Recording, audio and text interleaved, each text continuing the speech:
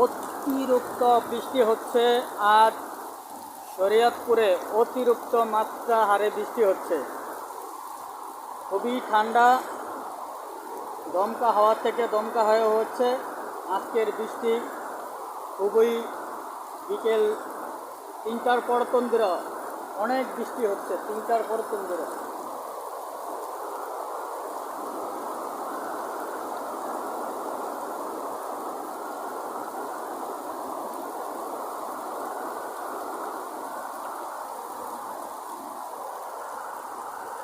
অতিরিক্ত বৃষ্টি হচ্ছে, অতিরিক্ত বৃষ্টি।